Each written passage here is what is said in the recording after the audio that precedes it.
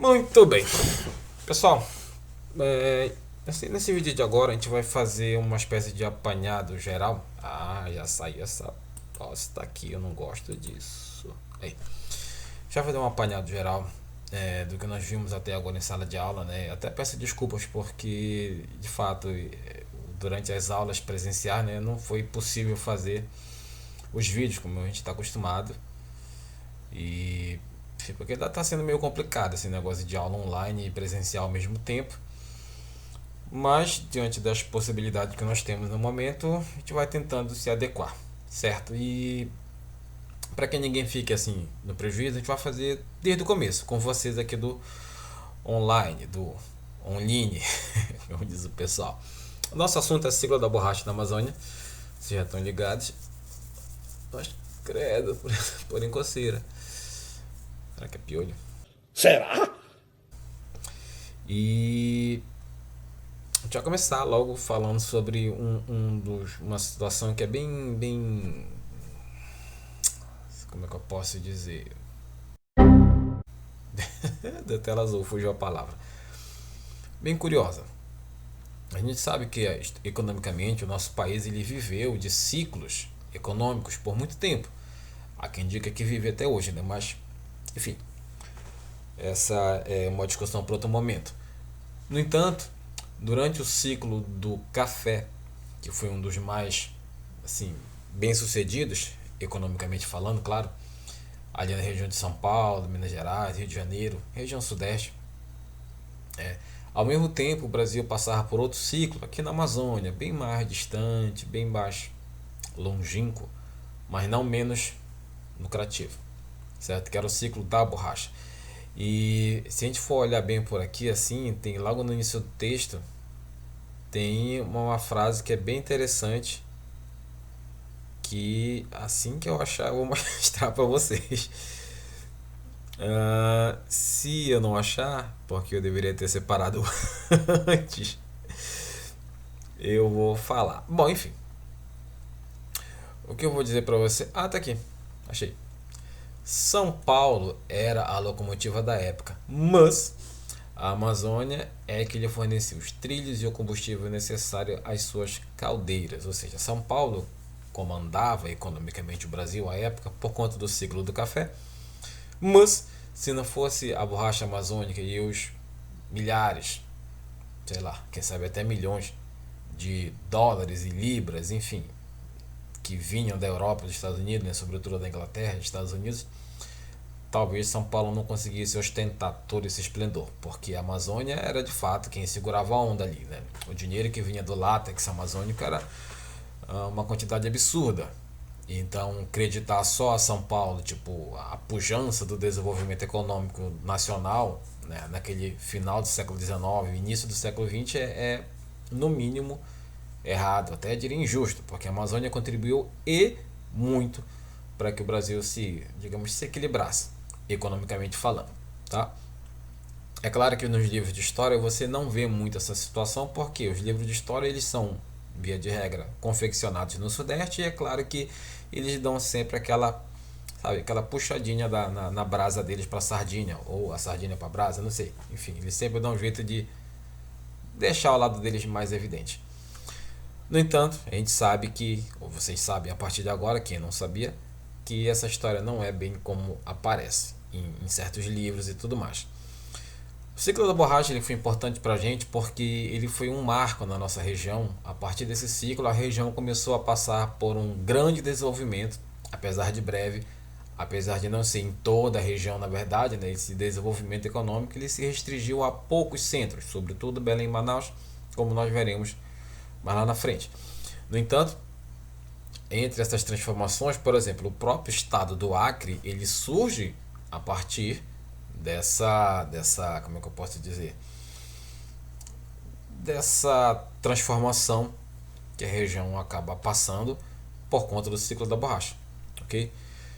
E entre outras coisas, a gente vai ver isso tudo com calma, mas assim, de modo geral, a gente sabe que a borracha ela já está aqui na Amazônia há muito tempo mesmo.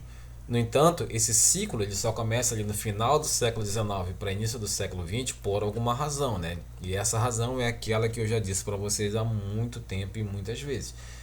Observe o contexto histórico, observe o que está acontecendo no mundo, observe o que está rolando, né? Entre os países, sobretudo aqueles que morreu, E morreu. sobretudo aqueles que dominam, que governam o mundo, certo? E esses países é que ditam o rumo das coisas. E nesses países, nesse momento, está rolando uma ebulição chamada Revolução Industrial. Quando eu digo esses países, eu falo principalmente Inglaterra, Estados Unidos também, França, entre outros países. Então, desculpe. Essa Revolução Industrial que está acontecendo lá, primeiro na Inglaterra e depois se espalhando para outros países, é, entre aspas, o estopim necessário para que o ciclo da borracha aconteça, para que ele exploda, para que literalmente aconteça o que nós conhecemos como boom da borracha. Boom da borracha não é um. Eu ia falar bobagem. Enfim. É... Meu Deus, voltando. É... Mas a borracha, como nós dissemos, já existe há muito tempo. No entanto, ela nunca teve a devida atenção, né? Porque ela era usada muito rudimentarmente aqui, certo? Essa aqui é uma bola de borracha fossilizada que foi encontrada aqui em sítios arqueológicos na Amazônia, utilizada pelos maias, certo? E, e assim, mano, foi isso aqui é um achado porque bem aqui embaixo a gente vai ver, ó. Eu achei muito interessante esse quadrinho, tem um nome para isso, não é infográfico. Enfim, esse desenho, esta bagaça que vocês estão vendo aí, que é o Jogo da Morte, tá lá naquela apostila que eu já botei no grupo. Vou colocar até de novo, porque sempre tem um desavisado, eu apaguei, eu não vi, não sei o que. Enfim, eu vou colocar de novo. E vocês leiam que é bem interessante, certo? Nesse jogo aqui, né, era um jogo que envolvia nobres e plebeus, prisioneiros, enfim. E tinha que jogar essa bola batendo com o quadril nela. E aí, se conseguisse acertar aqui, o jogo acabava. Mas tinha umas paradas aí meio que assim estranhas. Tipo, quem ganhasse o jogo ganhava o prêmio que era ser sacrificado. Quer dizer, tipo, tu ganha, ganhei, o que eu vou ganhar? Tu vai morrer, cara. Porra. Que merda, hein?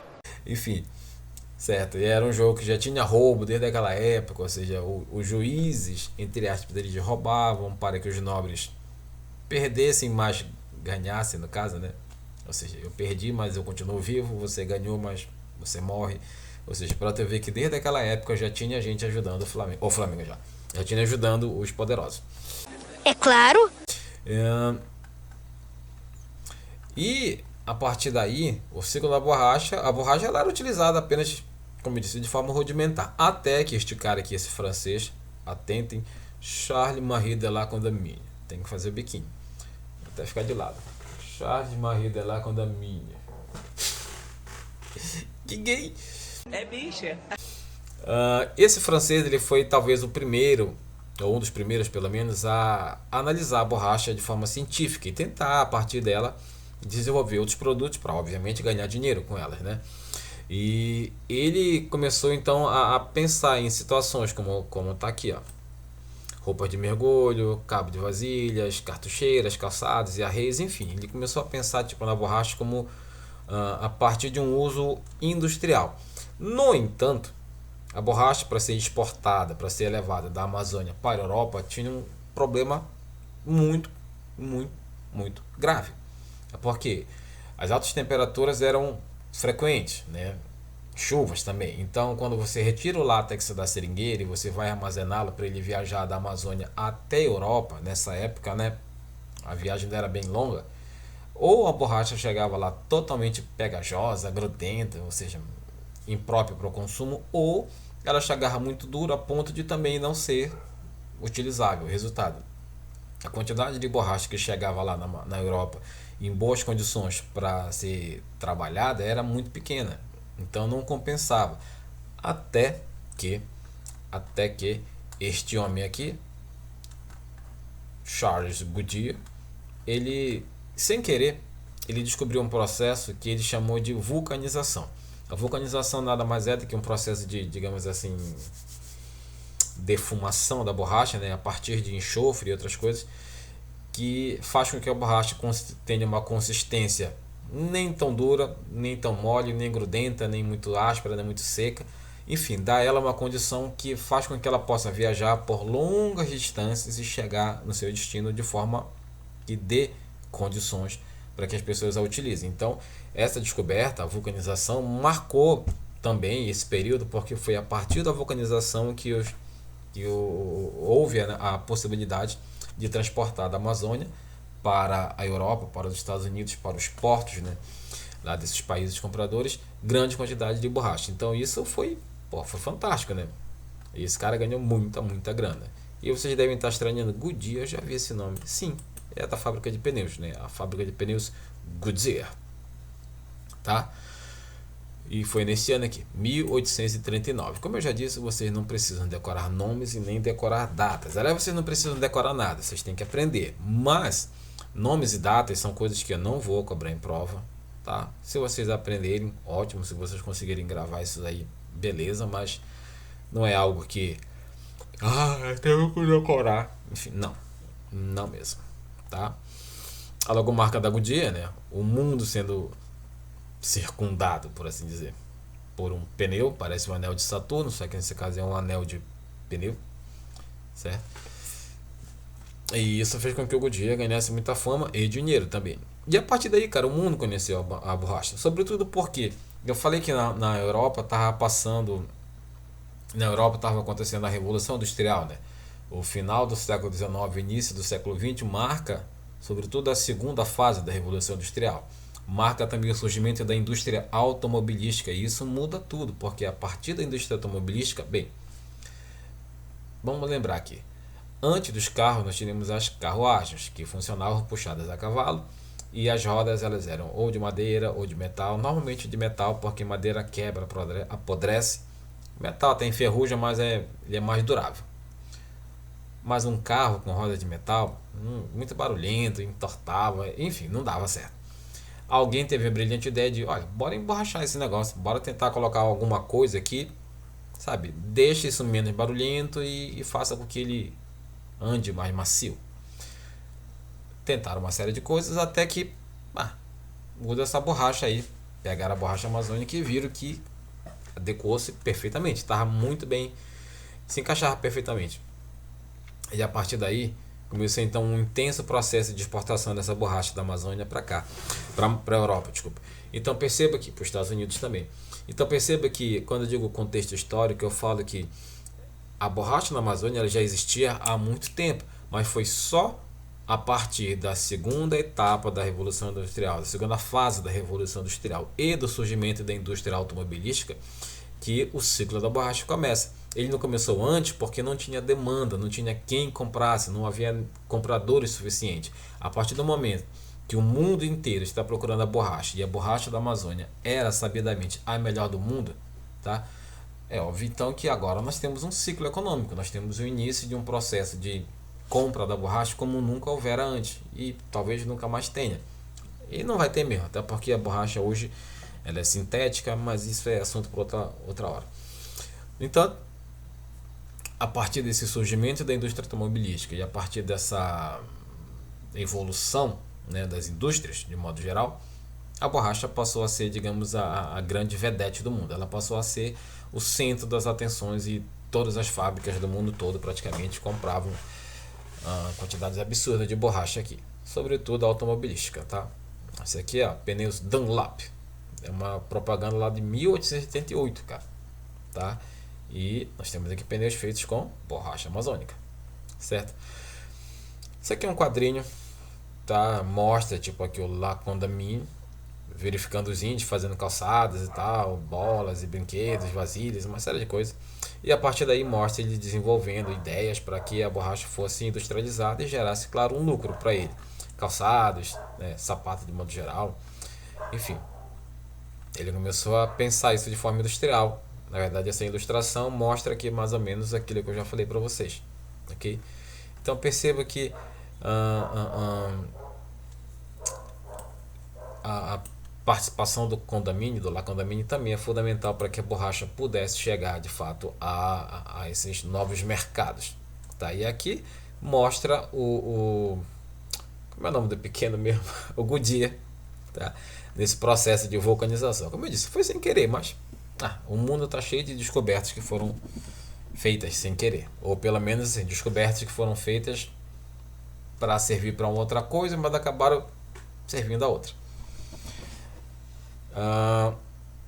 Essas aqui são as pelas. Pelas é o nome que se dá a essas, não são bolas, essas massas de borracha que estão aqui prontas para serem transportadas aqui na Maria Fumaça, né, na locomotiva. E isso aqui era só uma pequena amostra do que a Amazônia produzia, né? Eram toneladas e toneladas e toneladas de borracha todos os anos, cara, indo para a Europa. E isso, claro, fez com que a ideia de lucro, né, fizesse logo os olhos dos investidores brilharem. Então, de uma hora para outra, quase a Amazônia passou a ser quase invadida, na verdade a palavra é essa, invadida por milhares de pessoas com dinheiro, sem dinheiro, querendo trabalhar, querendo ocupar a região para tentar lucrar, né? E aí começam a surgir alguns problemas, como por exemplo a falta da mão de obra. Ou seja, essas pessoas que vieram de outros países, de outros estados, de outras regiões, vieram justamente para suprir essa falta de mão de obra. Por quê? Porque quando a gente fala em mão de obra, a gente tem que entender que logo no começo, bem, a Amazônia era habitada por pessoas brancas nas cidades, né? Mas de modo geral a população dos interiores era majoritariamente índios, caboclos, quilombolas, ribeirinhos, enfim, pessoas que não tinham, não estavam em quantidade suficiente para dar conta dessa demanda de borracha. Logo, o primeiro problema é, bom, a gente tem borracha aqui para vender, tem comprador, falta trabalhador. Então a primeira brilhante ideia deles era, olha, já que não dá mais para escravizar os negros, porque nesse momento a abolição da escravatura já foi assinada, sancionada e tal, bora escravizar os índios. Então a primeira mão de obra da Amazônia foram os índios. Essas imagens aqui, elas não, infelizmente eu não sei de que ano elas são, mas elas são reais. São índios acorrentados para trabalharem na extração da borracha, tá? E essa mão de obra ela durou por um certo tempo, até que ela foi substituída por nordestinos, principalmente, mas não somente. Nordestinos, estrangeiros, mas aqui a gente vai ver, deixa eu ver, cadê? Tá aqui, ó. Essas pessoas acabaram sendo as principais. Os principais, no caso, trabalhadores, né? Principal mão de obra. Os nordestinos, em sua maioria retirante da seca que assolava o sertão brasileiro nas décadas finais do século XIX, cearenses, pernambucanos, potiguares, etc. Essa história aqui dos nordestinos é assim, só do Ceará vieram 60 mil mais ou menos. Era aquela história do governo tentar incentivar a saída dos nordestinos para a Amazônia, o famoso terra sem homens para homens sem terra. Ou seja, no Nordeste nós temos um problema, tem muita gente para trabalhar, mas não tem emprego, não tem água, não tem comida, não tem nada. Na Amazônia nós já temos água, nós temos comida, nós temos trabalho, falta o quê? Trabalhador. Então na cabeça do governo, olha, vamos pegar um de lado, o trabalhador que está sem trabalho, e vamos levar para onde tem trabalho, mas não tem trabalhador. Na teoria é até bacana, na prática foi uma merda, porque o governo ele só pegou o nordestino de lá e jogou na Amazônia e disse, olha, te vira, que eu já fiz a minha parte. Só que não é bem assim. O governo ele deveria, no mínimo, dar condições para que esse trabalhador pudesse, de fato, trabalhar e sobreviver. No entanto, o trabalhador ele foi abandonado, ele foi literalmente jogado na selva e, olha, dá teu jeito. É claro que muitos morreram, sobretudo por doenças tropicais, né? Malária, dengue, essas coisas. E, enfim, muitos perderam a sua vida. Além dos nordestinos, também os índios, né? Alguns que foram escravizados, outros trabalharam para o que quiserem, em troca de alguns trocados. Os caboclos amazônicos, no caso, aqueles que são basicamente a mistura, né, de índio, negro, branco, enfim, aquela misturada toda. Há alguns estrangeiros de países aqui da América do Sul, tipo Bolívia, Venezuela, Colômbia, que estavam por aqui, né, estrangeiros pobres, como está dizendo, né, que tentavam a partir daí uma melhora na sua vida. E os ex-escravos, que como não eram mais escravos, eles já não trabalhavam mais em troca de comida. No entanto, eles precisavam comer ainda, né? E já que é assim, vamos trabalhar para ver se a gente arruma da boia. De modo geral, esses foram os principais trabalhadores desse período. E Para falar a verdade, nenhum deles teve vida fácil. Todos eles sofreram bastante, foram muito explorados, sobretudo por conta das dívidas, né? Esses nordestinos, quando vinham para a Amazônia, eles eram trazidos do Nordeste, meio que sem saber para onde iam, como iam, eles só sabiam que estavam indo. Ao chegar no Seringal, eles descobriam que a passagem deles foi comprada pelo seringalista, que a comida que eles comeram na viagem também, ou seja, que tudo que eles consumiram era para ser descontado do salário que eles iriam ganhar após o seu trabalho. O problema é que essa conta ela era impagável. Você sempre estava devendo mais do que você tinha que ganhar, porque os preços dos produtos que o seringalista vendia no barracão eram absurdos.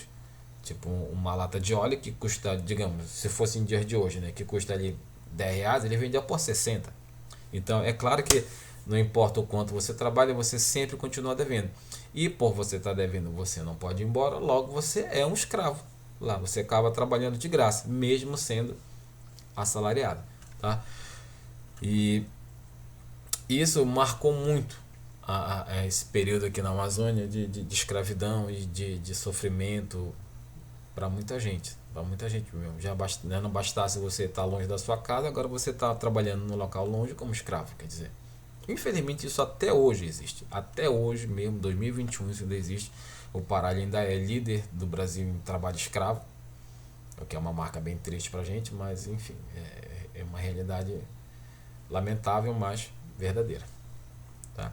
Esse aqui é o processo de vulcanização. Olha, percebe que aqui ele está bem aqui, tem fogo aqui dentro, uma espécie de forno, né? Sai essa fumaça e ele fica aqui, ó, defumando isso aqui. Ele pega a vasilhinha, ele joga o látex em cima, o leite da seringueira, né? O látex, nessa estrutura aqui de madeira, e ela vai, quando entrando em contato com a fumaça, ela vai, entre aspas, grudando aí, e quando tem um tamanho considerável, você forma a pela, que é aquilo que eu mostrei para vocês agora há pouco, certo? Isso daqui já é assunto para outro momento, porque nós já estamos com 22 minutos de vídeo e já tá bom para não ficar muito longo. Então, no próximo vídeo, essa semana ainda, prometo, a gente vai dar continuidade a esse assunto para a gente deixar tudo bem encaminhado para as próximas aulas, tá bom? Então, por hoje é isso. Beijinhos e até a próxima. Now the world don't move to the beat of just one drum. What might be right for you may not